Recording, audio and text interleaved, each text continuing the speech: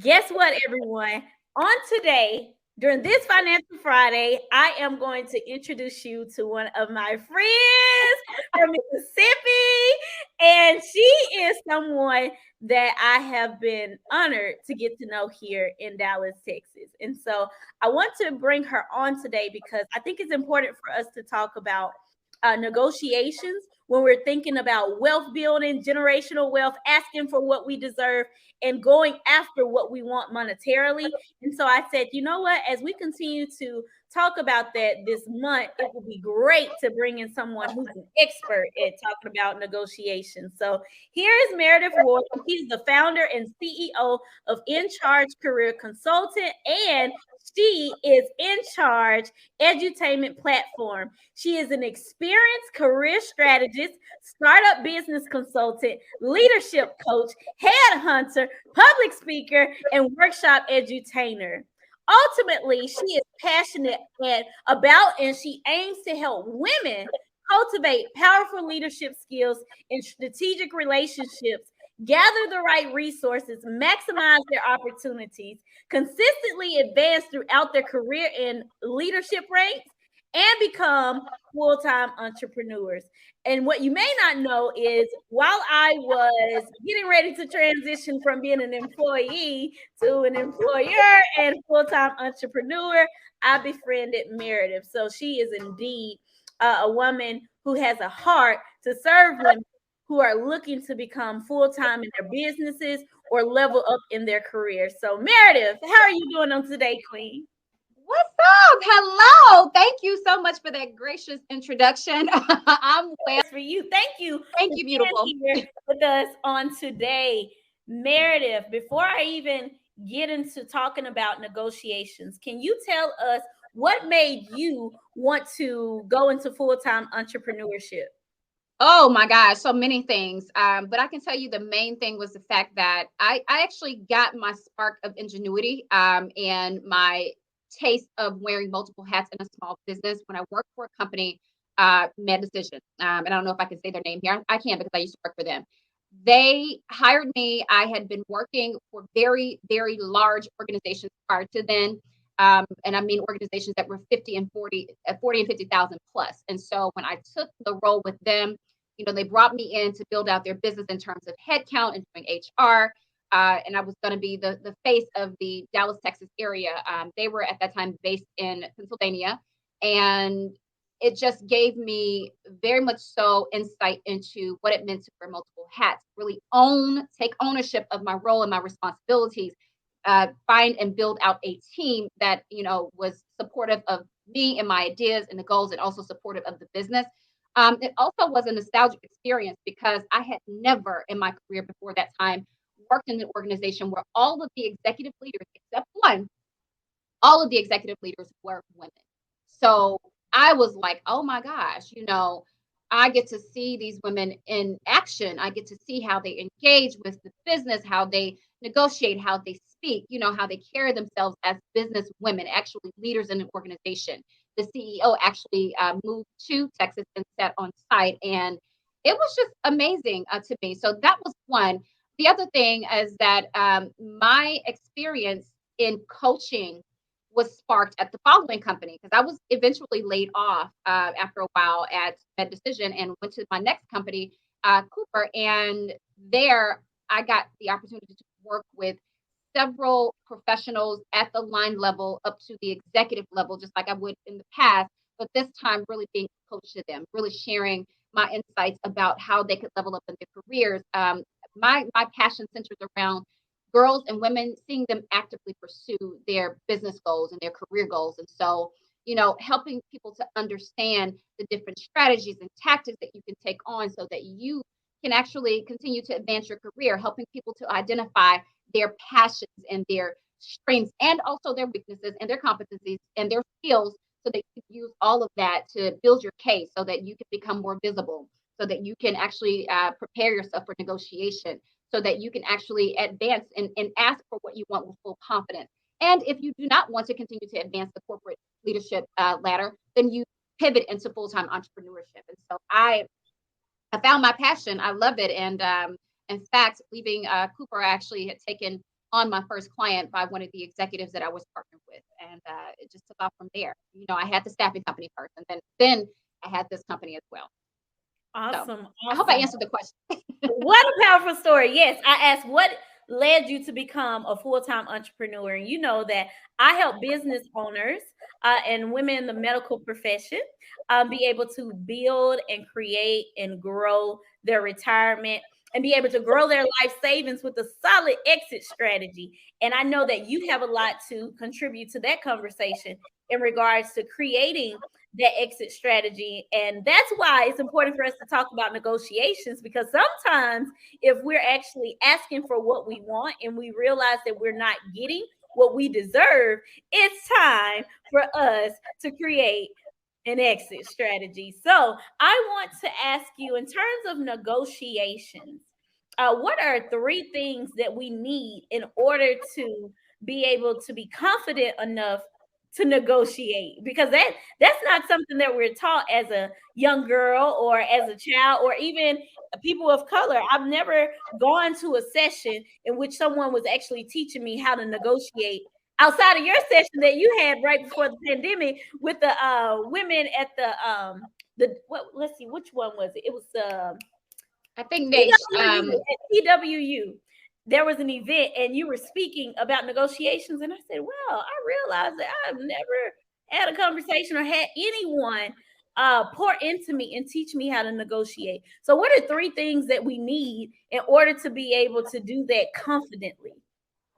Well, I'll start off by saying this, Terry. I too, before I, really got into my career as a woman and as a Black woman, I had never, ever had anyone besides my mother speak to me about what it meant to negotiate. And I say besides my mother is because I actually grew up being able to witness her career growth and how she managed her career and also how she conducted herself in business. I didn't see it firsthand always, but definitely heard, her stories when she and my father would get together and talk about their day, or, when she came home one time and she said, I think I'm going to quit. And the conversation was centered around, she had discovered that she was being unfairly paid in her position. My mother was in nursing for, I think, a good bit over 47 years.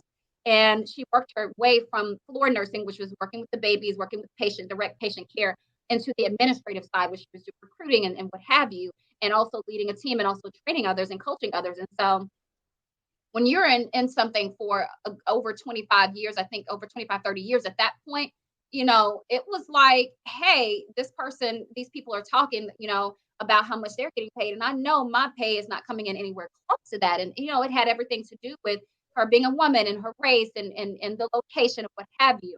But I will say this, there are so many factors that go into developing a negotiation. But the key to doing it without being overly demanding or without giving away too much is to to prepare well and also position yourself well. The truth is, without you having knowledge of your own value, and by you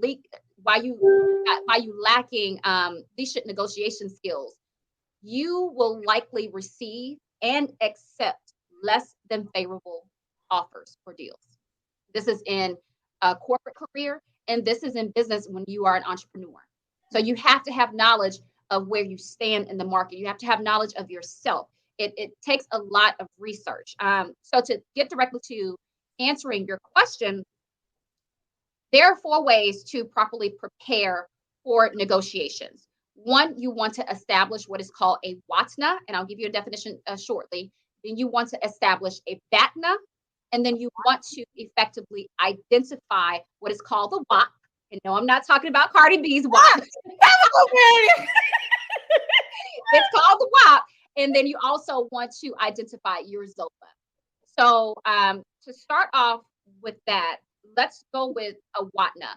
So WATNA is defined as your worst alternative to a negotiated agreement.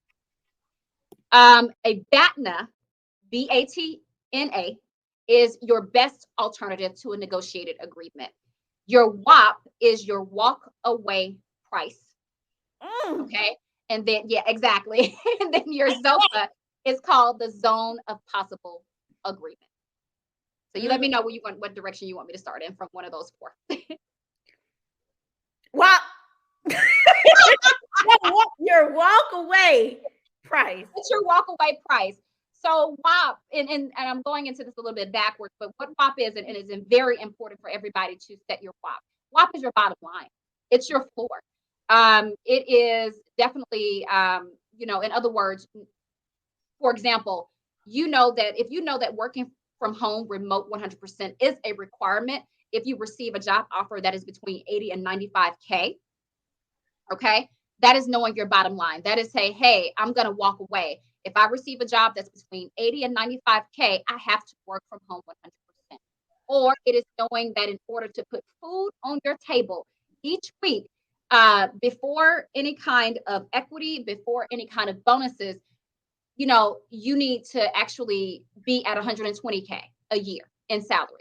That is your bottom line. That is your walk away price. So, like I said, it's important to really be able to identify your WAP so that the individual or the company avoids the acceptance of lowball offers. So, with the WAP, like I said, I'm going into it backwards. Is typically you would identify your BATNA first, and then you would identify your WATNA. But once you identify your WAP, that doesn't mean that you should completely shut down or terminate a negotiation. It's also important to look at the bigger picture and then identify the other options that may still benefit you or the company. And when you do that, you are actually getting the perspective of what is your ZOPA. And again, your ZOPA is your zone of possible agreement. ZOPAs keep you open and ZOPAs keep you flexible during negotiations so that you are able to identify those other options. And, those other options may still suffice for you and the other party outside of the initial offering. Does that make sense? Mm-hmm.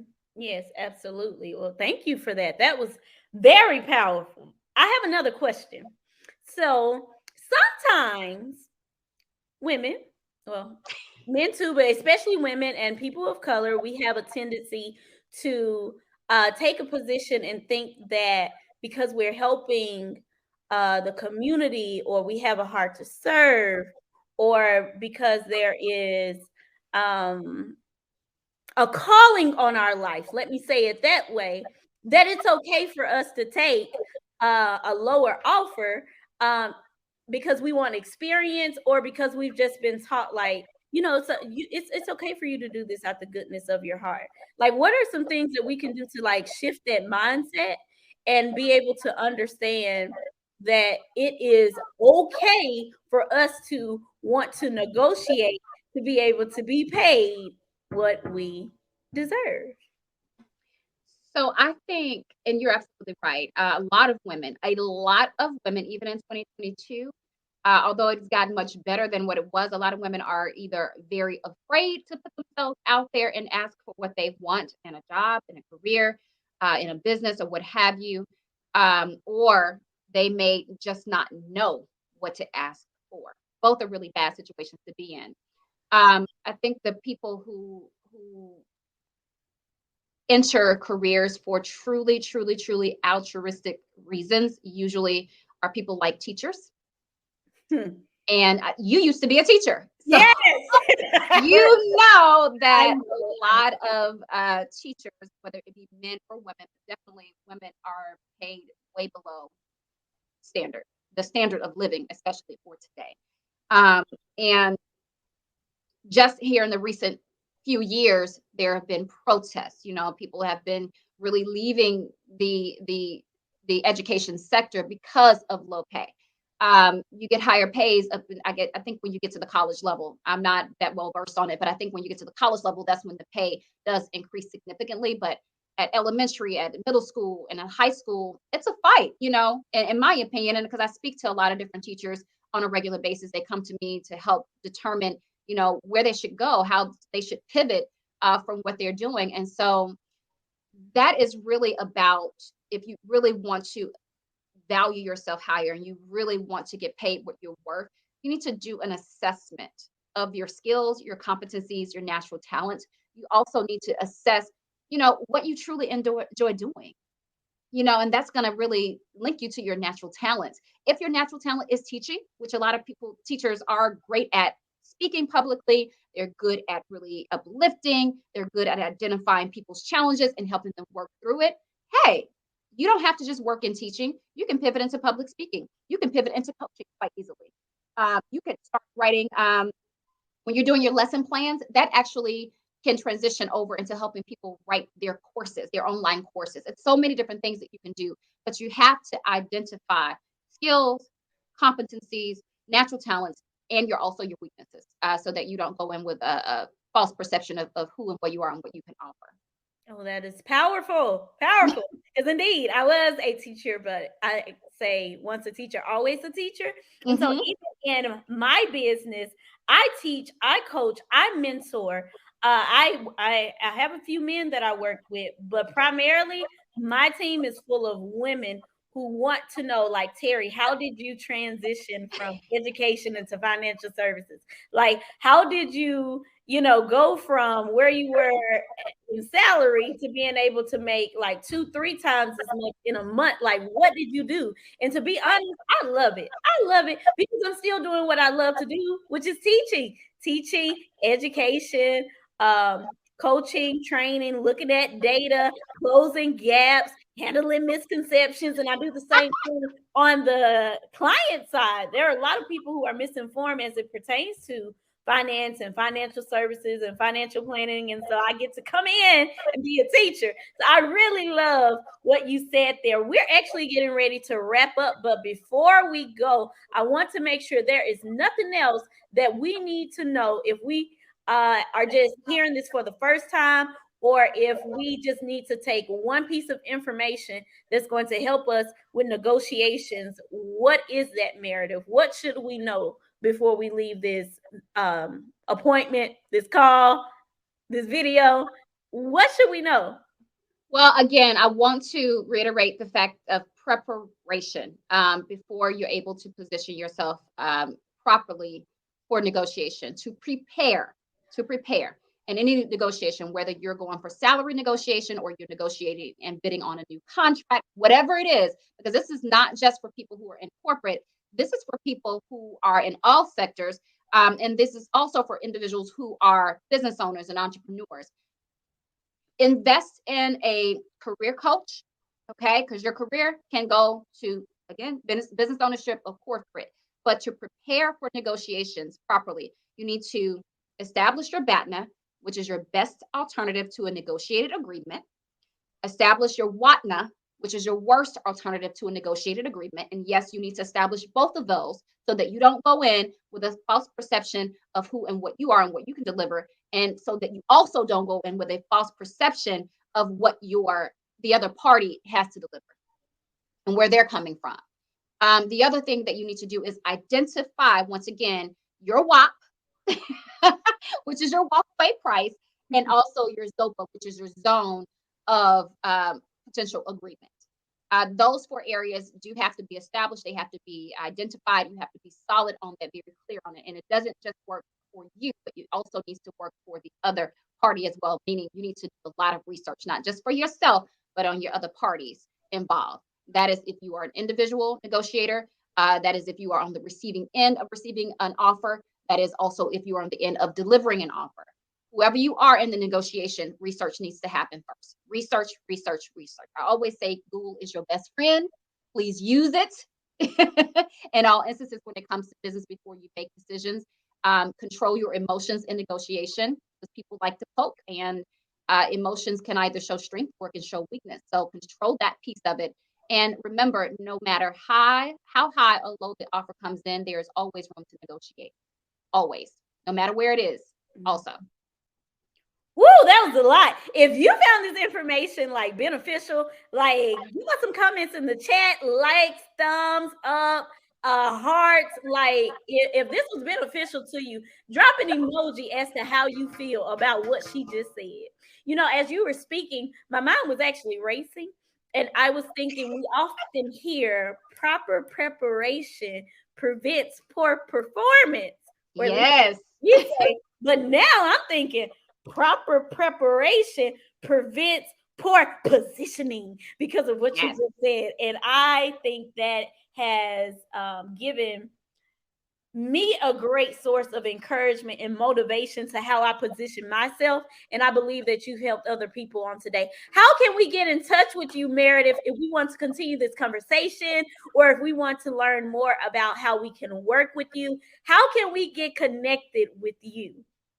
Yes, it's very easy. So the name of my business is In Charge Career Consulting. I work with women who are mid to executive level in their career to help them either continue to advance the ranks of corporate leadership or pivot into full-time profitable ownership. You can contact me and my team at incareerconsulting.com or info at incareerconsulting.com. The phone number to the office is 469-514-3609. Again, the email address is info at incareerconsulting.com. And the phone number is 469-514-3609. You can also go onto the website at www.incareerconsulting.com to schedule a free discovery call.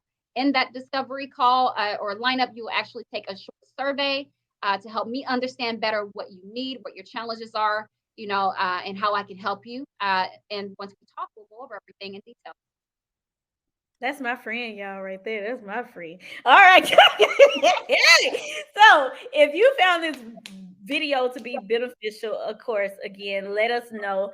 I go live every Friday speaking about something in terms of finances or money. And every now and then I have a special treat for us like Meridith Ward. So if you would like to listen to more of our financial conversations, you can like, follow, and support the business pages of TNA Financial Group. And if you found this beneficial or you know someone who can be blessed by this information, who need a new definition for WAP, send this video. Send this video. In this video, okay? You call your friends sis and queen. Well, sis needs this video, okay? So tag sis in this video. Send it via text, send it via direct messenger, and you all have yourself a fabulous Friday. Thank you again. I'll talk to you all later. Adios.